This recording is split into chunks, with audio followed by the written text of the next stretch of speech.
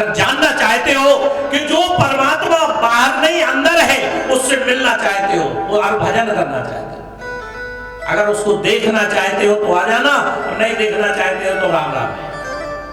बोले वृंदावन में हरिलाल की। सूखा भोजन किया, अब संत जिसका भोजन कर ले, ध्यान देना, संत को दी हुई वस्तु कभी जाया नहीं जाती है। संत ने भोजन किया था, बोले इसका तो कुछ करना पड़ेगा। महंत ने कहा कि जाओ बुला के लाओ। वैश्या को बुलाया, अजामिल ब्राह्मण को बुलाया, बोले बेटा तू मेरी एक बात मान ले, मैं जिस मंत्र को बताऊं तो उसको करेगा। पत्नी ने आंखें दिखाई क्योंकि वैश्या को बहुत डरता था। हाँ बोले मानूंगा मानूंगा।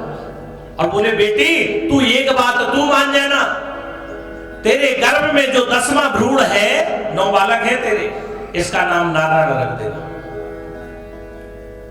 और अजामिल के कान में राम नाम का मंत्र दे दिया। बोले बेटा सारे, बोले महाराज मैं नहीं कर पाऊंगा। बोले सारे जीवन नहीं करना, अंत में कर लेना। जब उसका अंत समय आया, संत महाराज तो चले गए। जब अंत समय आया, चारपाई में लेटा था, काने का लूटे यमराज के दूत आए, दोनों हाथ में मुदगर लेकर के, तलवार लेकर के, भयानक दिखने लगा तो चिल्लाने लगा, क्योंकि जो उसका 10वां बालक हुआ उसका नाम नारायण रखा। बोले बेटी नारायण रख देना। अब छोटा पुत्र सभी को प्रिय होता है, कहीं भी जाए बेटा नारायण पानी लाओ, रात दिन नारायण नारायण करे। जब अंत समय आया और यमराज के दूतों को देखा तो बाहर नारायण कर रहा था और अंदर उसे याद आया कि संत महात्मा ने कहा था कि ये नाम का उच्चारण कर ले। और जैसे ही उसने नाम का उच्चारण किया, भाइयों बहनों माताओं, यमराज के दूत तो खड़े रह गए और भगवान विष्णु के पार्षद, 4 पार्षद आ गए। दोनों में झगड़ा हुआ, मार के भगा दिया। यमराज के दूतों को मार के भगा दिया, क्योंकि जो संत की वाणी को मानता है उसका यमराज के दूत कुछ बिगाड़ नहीं पाते। यमराज के दूत वापस पहुंचे, बोले महाराज मैं तो जानता था दुनिया में तुम ही ताकतवर हो, तुमसे भी बड़ा कोई है। भगवान विष्णु के पार्षद उसकी आत्मा को ले गए और भगवान के धाम में पहुंचा। अगला जीवन जब उसका हुआ तो राम नाम के मंत्र में लग गया, कल्याण हो गया, पार्षद बना। यमराज के दूत बोले महाराज मैं तो आपको सर्वश्रेष्ठ जानता था, लेकिन यमराज बोले नहीं, जो भगवान के नाम को लेता है उसके पास भी मैं नहीं जाता, ना तुम्हें जाने देना चाहिए। तुम कितने भी बड़े भगवान हो कि मेरे आकार अकारण करुणा वर्णालय प्रभु नारायण के पार्षदों को तुमने दर्शन किया, हाथ जोड़ने लगे यमराज के, तुमने भगवान के पार्षदों का दर्शन किया। यमराज जी, नारायण के नाम के आधार पर जीवन को चलाने वाले हम 12 भागवत हैं, 12 आचार्य आत्मज्ञान के ध्यान देना। स्वंभो नारदा शंभो कुमारा कपिलो मनु प्रहलादो जन को भीष्मो बलि व्यास केवल। नारायण के आध्यात्म ज्ञान के 12 आचार्य हैं, 12 आचार्य। नाम सुनो, पहले का नाम है शंभु। जो शंभु हुए वो भगवान के उस नाम को देने वाले हुए, ज्यादा आचार्य नहीं हुए अध्यात्म के।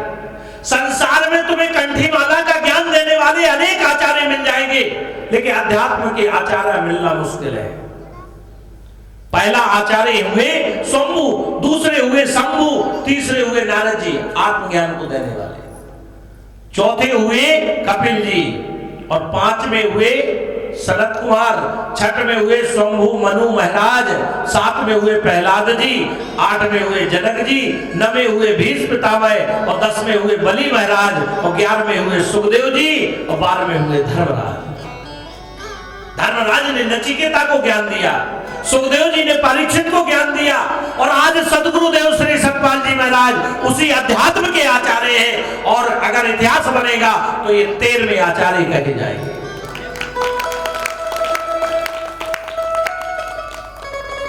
ताली भी कंजूसी में बजा रहे हो कि जाने कुछ लग नहीं जाए। आप लोगों को भूलने की आदत है।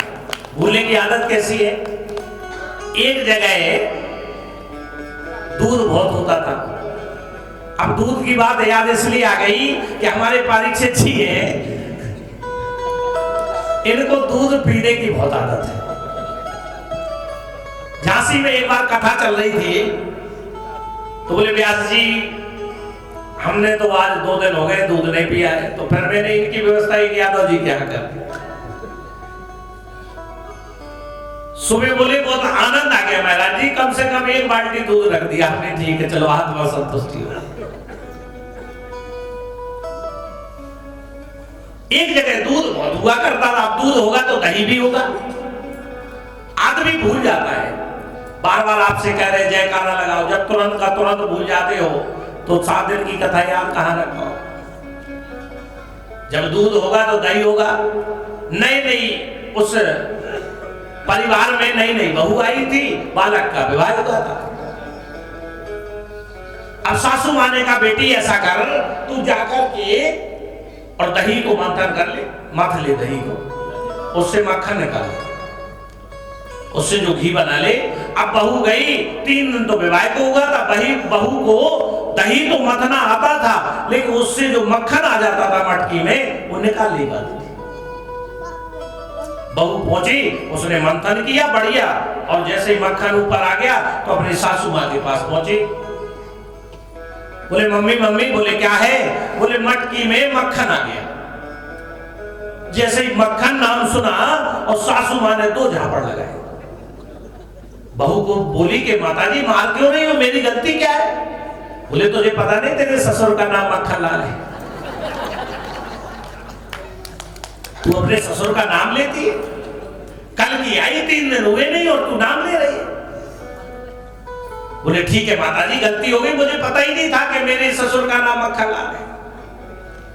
अब 3 दिन बाद फिर दही हो गया। बोले जा बेटी और दही का मंथन कर।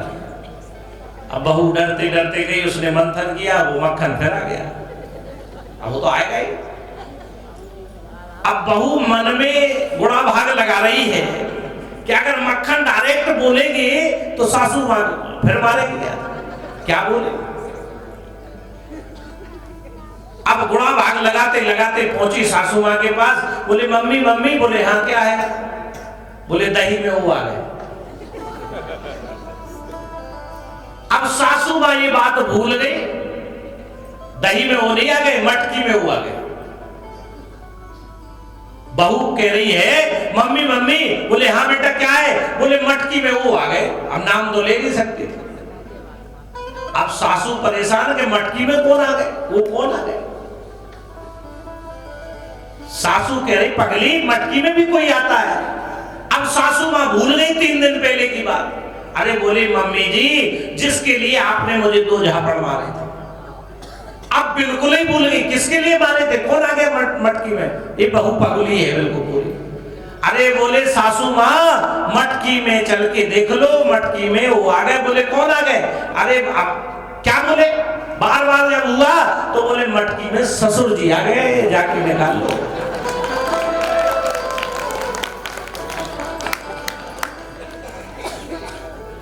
भूल जाते हैं, इसीलिए भूलने की आदत है। आपको कितना भी सुना दे, क्योंकि आदि काल से संसार में ज्ञानियों की कमी नहीं रही है, लेकिन वो सुना के सुनाते थक गए, लेकिन हम सुन सुन के सुन हो गए। और जो जगह सुन हो जाती है, जब ऑपरेशन होता है तो क्लोरोफॉर्म का इंजेक्शन लगता है, वो जगह सुन हो जाती है, उसको काटो चीरो फाड़ो कोई अंतर नहीं। इसीलिए हमारा ये मन में माया रूपी क्लोरोफॉर्म का इंजेक्शन लग गया, इसलिए मन भगवान से नहीं जुड़ता है, बार बार भूल जाता है।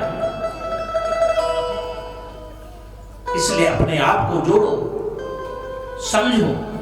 कथा सुनने के बाद कर्म होता। मैं आपसे कह रहा था कि 4 श्लोक जो है वो कहां मिलते हैं? सुन समझ ही जन मुदित मन, मज्ज है अति अनुराग लहाई चार फल अछतुतन। तुलसीदास जी कह रहे वो 4 श्लोक भागवत को कह लो, तुलसीदास जी कह रहे वो 4 श्लोक साधुओं के प्रयाग में मिलेंगे, देगा कौन? तो हम लोग हनुमान जी के मंदिर में जाते हैं और पहला ही दुआ पढ़ते हैं, श्री गुरु चरण सरोज रज। ये पढ़ने का विषय नहीं है, ये जीवन में उतारने का। श्री गुरु चरण सरोज रज निज मन मुकुर सुधार।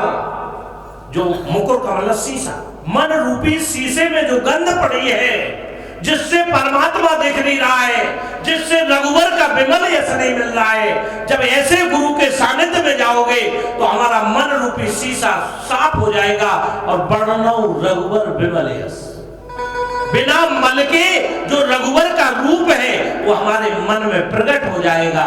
वर्णनौ रघुवर विमल यश जो दायक फल 4 और 4 फलों को दे देगा, बता देगा।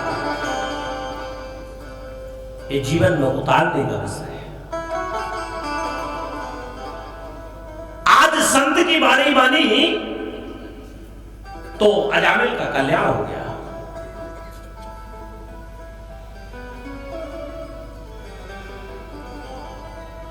अब नरक का वर्णन आता है। नरक क्या है, स्वर्ग क्या है, नरक की कथा कल सुनाऊंगा। हिरण्याकश्यप और प्रहलाद। परीक्षित ने एक प्रश्न आचार्य जी से किया, आप बढ़िया झांकी भी देखेंगे यार, क्योंकि हिरण्याकश्यप को तो मारना ही पड़ेगा। अगर प्रहलाद को बचाना है तो हिरण्याकश्यप को मारना पड़ेगा। और हिरण्याकश्यप है लोभ, लोभ के कारण ही तो हम लोग नहीं जुड़ पाते कहीं से। हमारे अंदर का लोभ मर गया तो समझो हमें प्रहलाद को बचा लेंगे, भक्त को बचा लेंगे। समा प्रिया सुहृद ब्रह्मन भूतानाम भगवान स्वम इंद्रियास्थार्थे कथम दैत्यान बधीत विषयो यथा। राजर्षि परीक्षित ने कहा, गुरुवर मैं कोई तर्क नहीं कर रहा हूं, क्योंकि आप कहते हैं कि शास्त्रों के प्रति तर्क मत करो। मैं तो जिज्ञासावश एक प्रश्न कर रहा हूं। परीक्षित हाथ जोड़कर एक प्रश्न कर रहा है। राजा ने पूछा, परमात्मा की दृष्टि तो एक जैसी होनी चाहिए। बोलो, देवता भी उनके पुत्र हैं, राक्षस भी उनके पुत्र हैं, दुष्ट भी उनका पुत्र है, भक्त भी उनका पुत्र है, लेकिन भगवान राक्षसों को मारते क्यों हैं और भक्तों को बचाते क्यों? क्या राक्षस उनके पुत्र नहीं है? इधर रामचरितमानस में आया है कि सब पर मोर बराबर दया। वो कहते हैं मैं सब पर अपनी दया बनाए रखता हूं, लेकिन राक्षस को ही क्यों मारते हैं? जितने देवी देवताओं के लिए भगवान राक्षसों का वध करते हैं, क्या वे सब देवता अच्छे ही होते हैं क्या? आचार्य सुखदेव जी बड़ा सुंदर उत्तर देते हैं। राजन, भगवान कभी किसी को मारते नहीं है, ध्यान देना। भगवान किसी को नहीं मारता है, भगवान किसी को कोई कष्ट नहीं देता है। अपनी आंखों के सामने आने वाले को मेरे गोविंद बहने नहीं देते। इसलिए हमारे संत कहते हैं कि परमात्मा का चिंतन, कि कर्म प्रधान विश्व कर राखा, कि कर्म प्रधान विश्व कर राखा, जो जस करहि सो तस भजा। जो जस करहि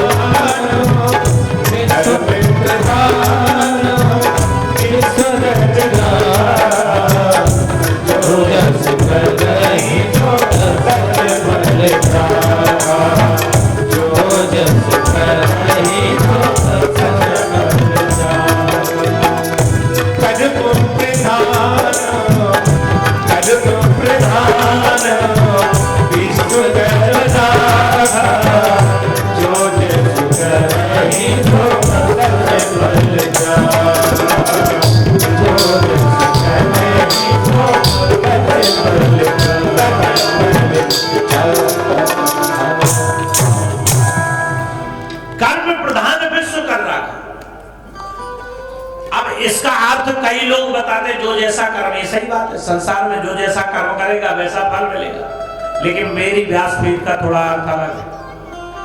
कर्म प्रधान जीवन का मुख्य कर्म क्या है? जो कर्म करने के बाद हमें पुनः उसको ना करना पड़े। अगर हम खेती करते हैं तो अगले साल फिर करनी पड़ती है।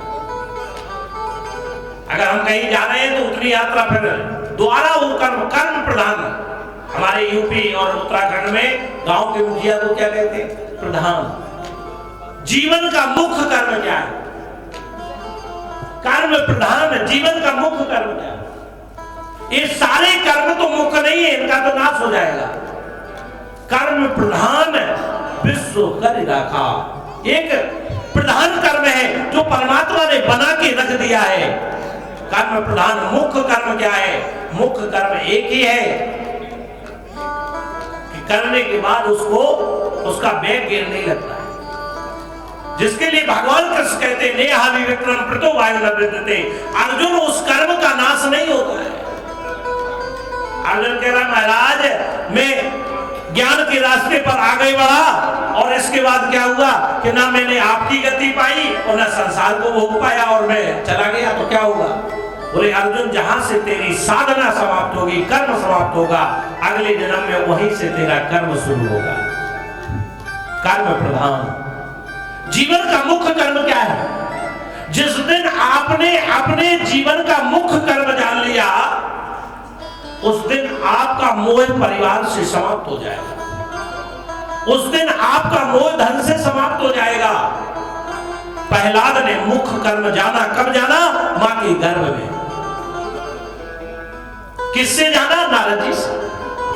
हिरण्यकश्यप जब तप करने गया दोनों भाई, तो इंद्र ने मौका पा लिया, कयादू का हरण करके ले आए। कयादू के गर्भ में प्रहलाद था। नारद जी ने देखा कि एक स्त्री रोते जा रही है।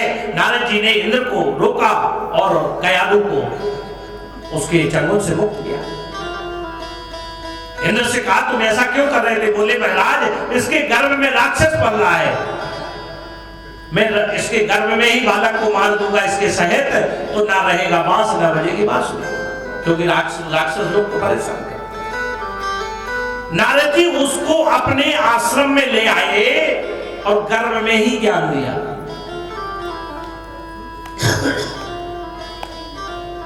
गर्भ में ही नारद जी ने उस जीव को ज्ञान दिया। और जब बाहर आया प्रहलाद तो केवल एक ही नाम था। बाहर जब भी ध्यान टूटे तो केवल श्रीमन नारायण का जाप था, ओम नमो भगवते वासुदेवाय का जाप था, और अंदर भगवान से जुड़ जाता। हिरण्यकश्यप ने वरदान मांग लिया था ब्रह्मा जी से, ना दिन में मरूं ना रात में मरूं। प्रहलाद तो भक्त बन गया। अब हिरण्यकश्यप जो था भगवान से ईर्ष्या रखता था, भगवान विष्णु से, क्योंकि विष्णु भगवान ने उसके भाई को मारा। उसका प्रण था कि मेरे राज्य में ना कोई यज्ञ होगा, ना कोई तप होगा, ना कोई पूजा पाठ होगा। बहुत से घर आज भी ऐसे हैं हिरण्यकश्यप की तरह, उनके घर में ना अगरबत्ती लगती ना पूजा पाठ होती, पशुता का जीवन जी रहे। सुखदेव जी कहते हैं कि प्रहलाद का जब जन्म हुआ तो चारों तरफ देख रहा है, क्योंकि उसने अंदर जो नजारा देखा था, और जो देखता है वो रोता है, कभी हंसता है। अब रोता इसलिए है, रोता इसलिए कि कब मिलोगे हे प्रभु गोविंद, और हंसता इसलिए कि सुंदर मानव तन प्राप्त। हंस रहा, हे प्रभु अगर आप मानव तन नहीं देते तो मैं आपको नहीं प्राप्त कर पाता। हे प्रभु, हे सद्गुरु, अगर ये मानव तन नहीं मिलता तो मैं आपको इस मानव तन में आपको नहीं समझ सकता था। इसलिए दुखी भी है कि हे गोविंद मानव तन मिल गया, ये सुख का कारण है। और मानव तन मिलकर के अगर गोविंद ना मिले तो ये दुख का कारण है। ध्यान देना, मानव तन मिल गया और भाग्यशाली हो गए ऐसा नहीं है। मानव तन तो उनको भी मिला है जो आतंकवादी बने हुए, क्या वो भाग्यशाली है? मानव तन तो उनको भी मिला है जो जेब काट रहे हैं। यहीं पर कुंभ लगता है, एक वो होते हैं, वो भी एक माता पिता के लाल हैं जो लोगों की सेवा करते हैं। एक वो भी है जो ये देखते हैं कि कब गंगा में डुबकी लगाए और पैंट की जेब खाली करते हैं, वो भी माता पिता के लाल। मानव तन मिल जाना ही भाग्यशाली का लक्षण नहीं है। जामवंत कहते हैं कि हम सब सेवक अति बड़े भागी, हम सब सेवक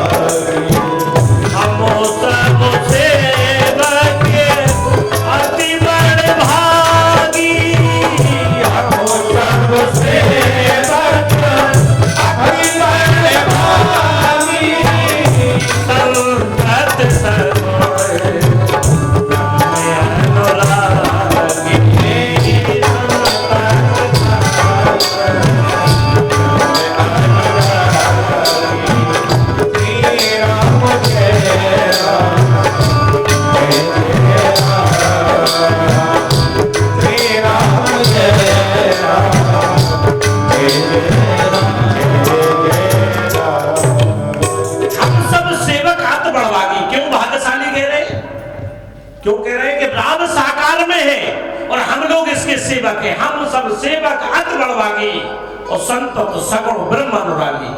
आपने मानव का तन ले लिया, अगर सगुण ब्रह्म को नहीं पहचाना, भाग्यशाली तो हम हैं कि हमने सतगुरुदेव श्री सतपाल जी महाराज को पहचाना।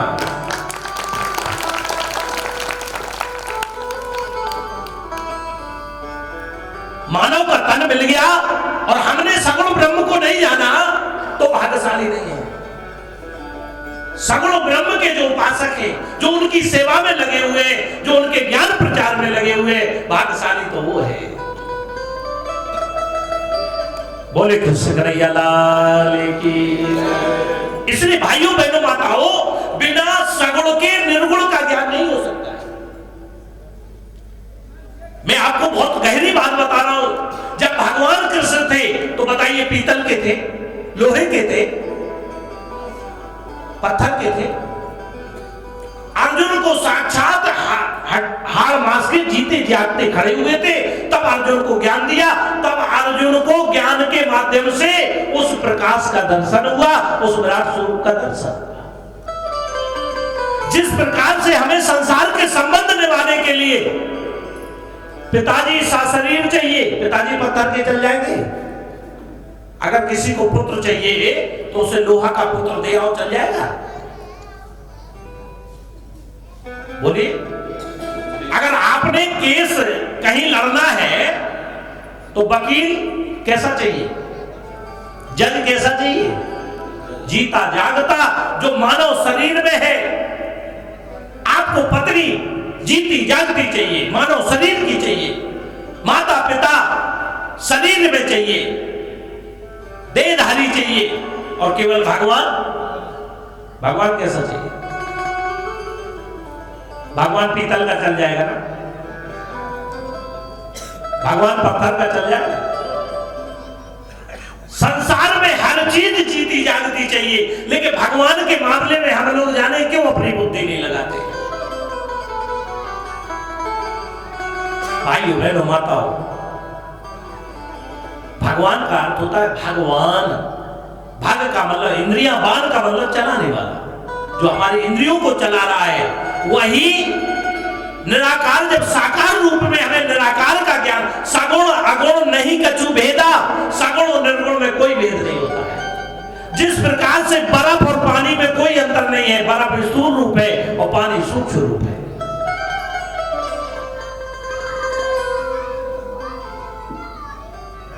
इसलिए प्रहलाद को साकार में नारद जी दिख रहे हैं, और निराकार में भगवान विष्णु का ध्यान कर रहा है। रोता भी हंसता भी है। हंसता इसलिए कि आपने मानव तन दिया, हंसो, आप लोग खुशी मनाओ कि मानव तन मिल गया। लेकिन खुशियां इसलिए नहीं कि केवल शादी में डिस्को डांस में मानव तन नाच के बर्बाद कर दो। अरे नाचना है तो कथाओं में नाचिए, भगवान के दरबार में नाचिए। जो यहां नाचता है उसको संसार में नहीं नाचना पड़ता है।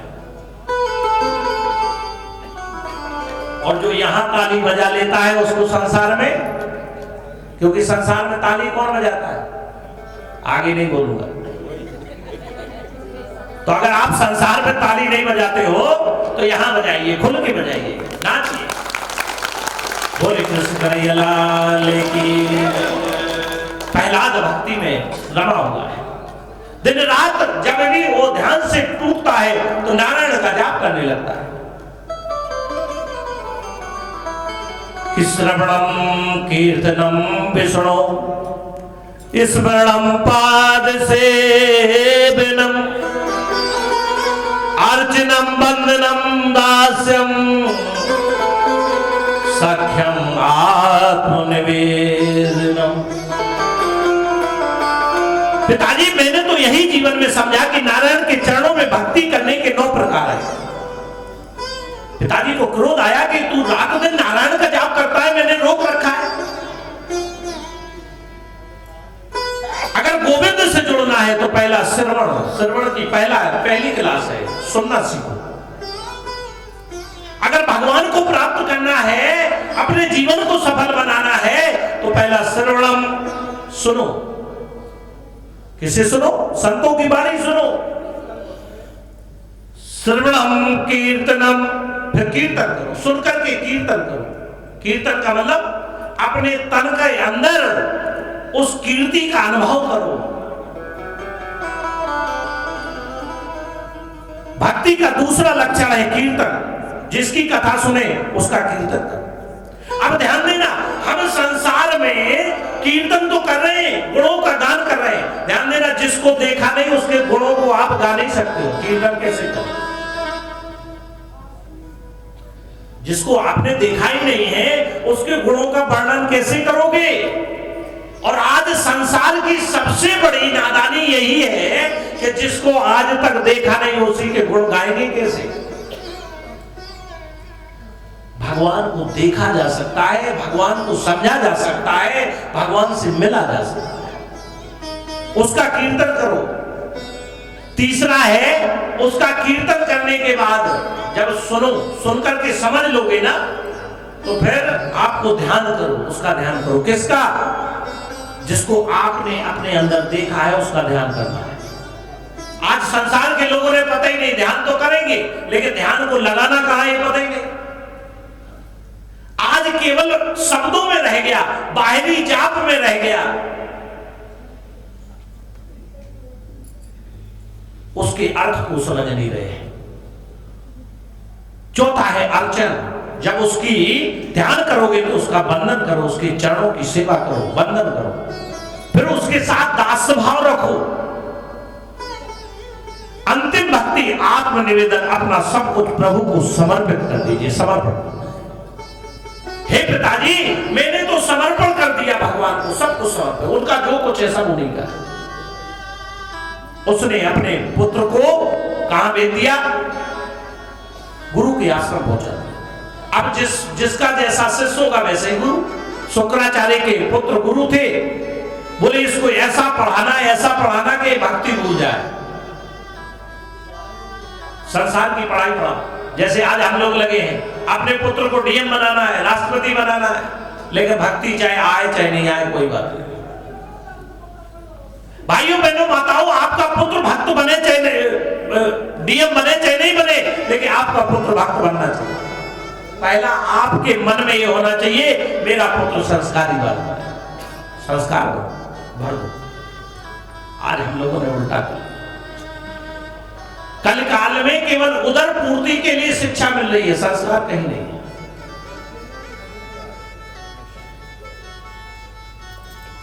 एक दिन गुरु आश्रम में बालकों के साथ ऐसा ध्रुव का ध्यान लगा, ऐसा भगवान के नाम का जाप किया, नारायण के जाप किया कि सारे बालक नाचने लगे। साथ में जो गुरु आए वो भी नाचने लगे।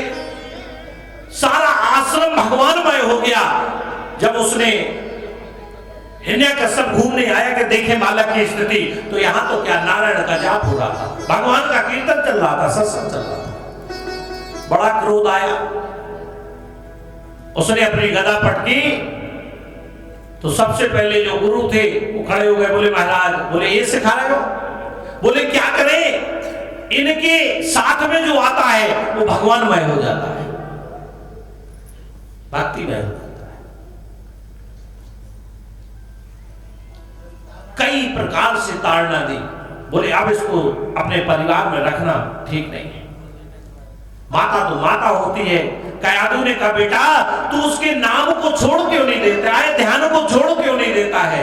क्या सुंदर जवाब दे रहा है प्रहलाद। बोले माता जी मैं तो छोड़ना चाहता हूं, लेकिन वो नाम मुझे नहीं छोड़ रहा है, वो भगवान का ध्यान मुझे नहीं छोड़ रहा है। पहाड़ से फेंका, भगवान का नाम जपता है, भगवान विष्णु गोदी में ले लेते हैं। एक कढ़ाई रखा उसने, उसमें तेल डाला, खोलते हुए तेल में प्रहलाद को डाला गया, लेकिन वो कढ़ाई का तेल बिल्कुल ठंडा बर्फ बन गया और प्रहलाद भगवान की भक्ति में लीन है। जब परेशान हो गया तो अपनी बहन को बुलाया। उसको वरदान था कि वो अग्नि में नहीं जलती थी, लेकिन भगवान कहते मेरा अपराध कोई कितना भी करे, मेरे भक्त का कोई अपराध करता है मैं सहन नहीं कर पाता हूं। मेरा अपराध कर दीजिए, भगवान के अपराध में आपको कोई दिक्कत नहीं, लेकिन अगर भगवान के भक्त का अपराध किया, आज वही वरदान श्राप बन गया और वो जल गई प्रहलाद की बुआ, और प्रहलाद वैसे ही उस अग्नि में बैठा रहा। तभी से उसका नाम होलिका पड़ा, तो तभी से होली का त्योहार मनाया जाता है। बोले वृंदावन बिहारी लाल की। आज होली का त्योहार में हम रंग गुलाल डालते, एक दूसरे के गले मिलते हैं, लेकिन ऐसा नहीं करते। होली का त्योहार भी बदल गया। पीने के बाद डांस करते हैं। अरे होली का त्योहार तो भगवान के भक्त को बचाने का त्योहार था, भक्ति से जोड़ने का त्योहार है। हमें संदेश मिलता है कि भगवान की भक्ति में जो लीन रहता है उसकी परमात्मा उसको आग भी जला नहीं सकती। जब ज्यादा परेशान हो गया, ज्यादा परेशान हुआ, बोले तेरा भगवान कहां है? गदा लिया। बोले पिताजी मेरा भगवान तो कण कण में है, कहीं भी देख लीजिए। जलते हुए खंबे से बांध दिया। बोले इसमें? तो बोले इसमें भी है। उसने गदा मारी, अंदर से नरसिंह भगवान का अवतार प्रकट हो गया। बोले नरसिंह भगवान की।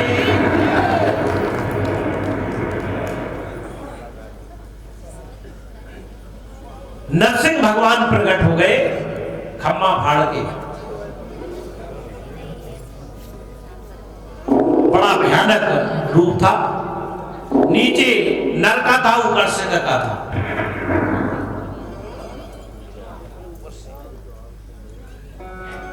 हिरण्यकश्यप को पकड़ा।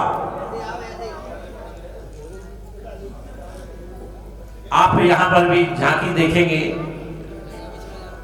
और नरसिंह कैसे हिरण्यकश्यप का वध करते हैं।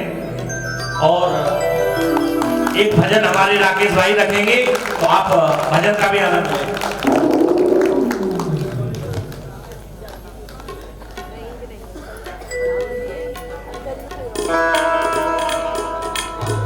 बोले नरसिंह भगवान की जय।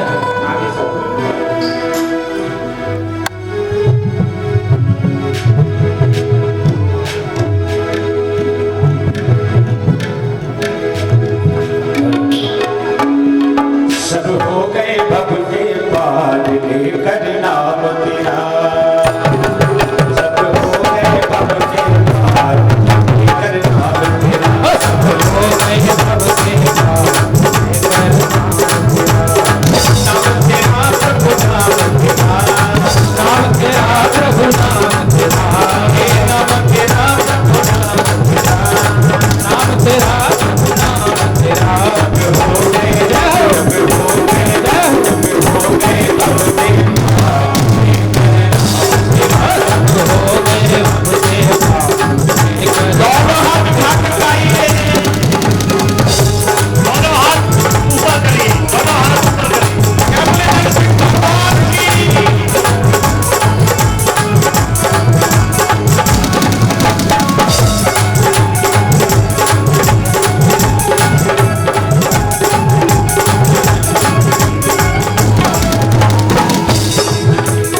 वाल्मीकि सीता वाल्मीकि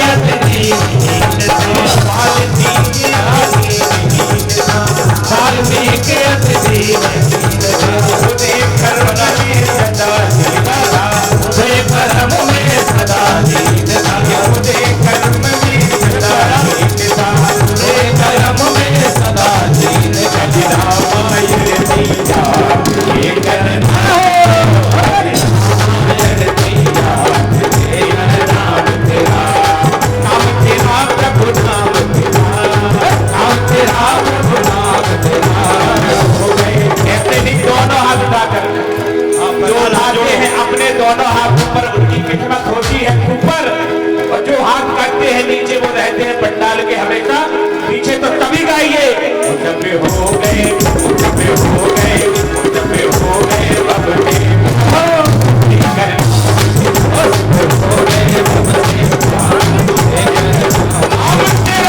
सभी लोग बैठ जाए, जो लोग नाच रहे हो खड़े से बाकी बैठ जाए।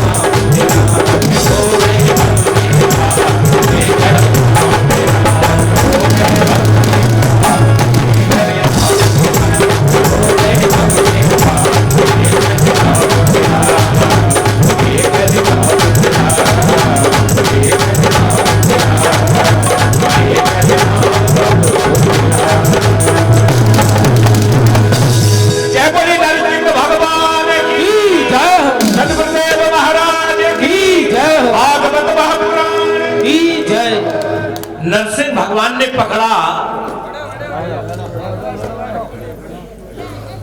तो हिरण्यकश्यप कह रहा है कि आप मुझे मान नहीं सकते हो।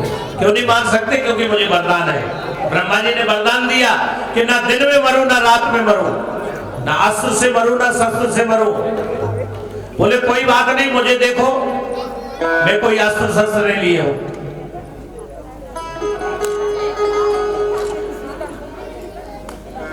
मेरे हाथ में कोई अस्त्र शस्त्र नहीं है। उन्होंने हाथ पकड़ा, नरसिंह भगवान ने हिरण्यकश्यप का हाथ पकड़ा, बोले आप मुझे नहीं मार सकते हो,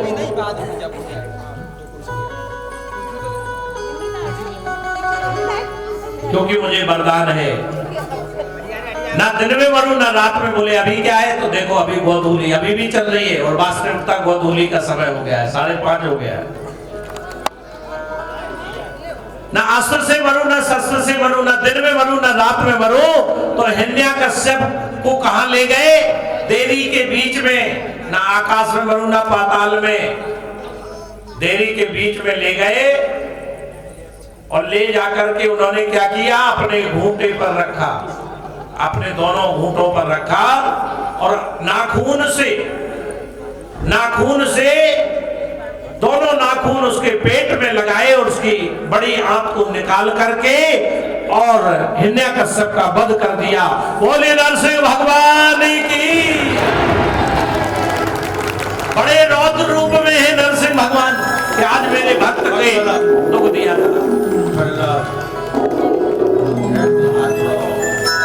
सारे देवी देवता परेशान कि इतना भयानक रूप कौन समझाए भगवान को। विष्णु जी के पास पहुंचे, अब लक्ष्मी जी के पास पहुंचे। लक्ष्मी जी आई, लक्ष्मी जी जैसे ही वहां पर आई तो भगवान वैसा रूप उन्होंने कभी नहीं देखा, डर के मारे भाग गए।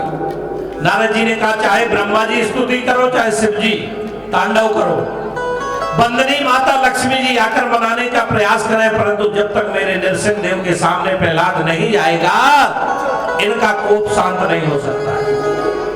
तो प्रहलाद गया, प्रहलादम प्रेषयामास ब्रह्मावस्थित मंत्रिके तात प्रसमयोपि सौमित्रे उत्तम प्रभु।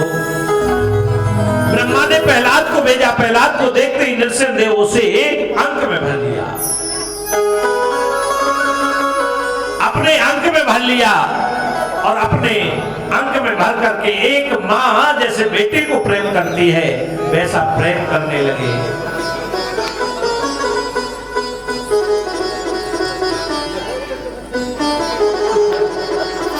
प्रहलाद जी, हे भगवान, ब्राह्मणों में 12 गुण होते हैं, सम दम स्वाध्याय धैर्य त्याग सत्य शिक्षा।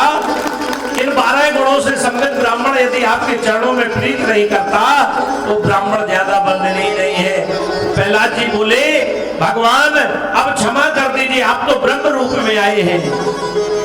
बोले प्रहलाद बेटा मांग क्या चाहिए? बोले महाराज मुझे कुछ नहीं चाहिए। बोले नहीं बेटा मांग। अब मांगना पड़ता प्रहलाद को, तो बोले एक ही वरदान दीजिए कि मेरे जीवन में कभी मांग ना उठे।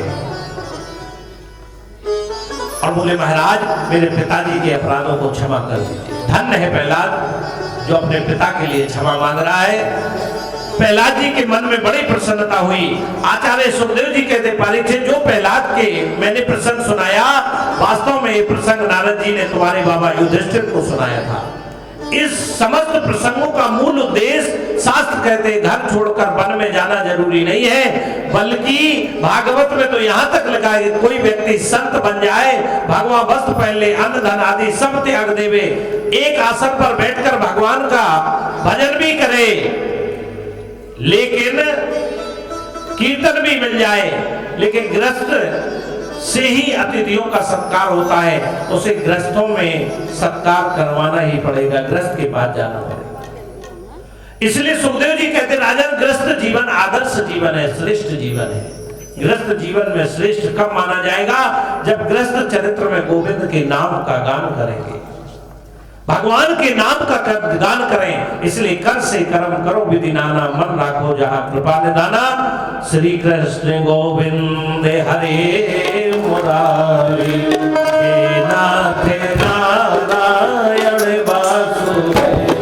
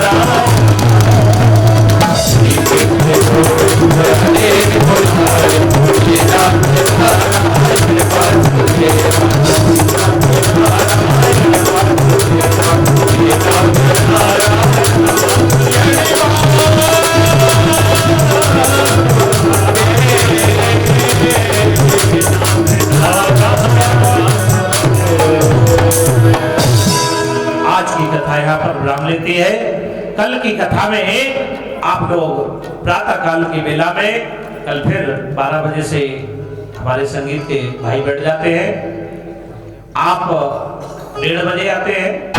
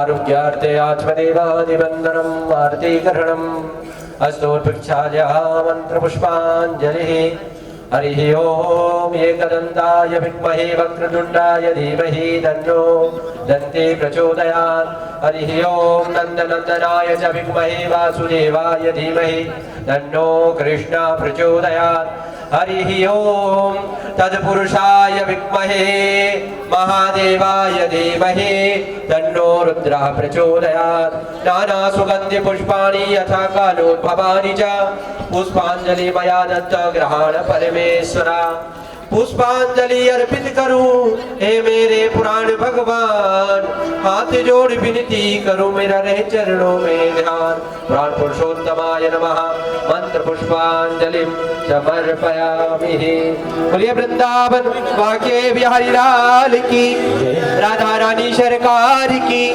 सत्य सनातन धर्म की हनुमान जी महाराज की बोलिए शंकर भगवान की बोलिए धर्म की अधर्म का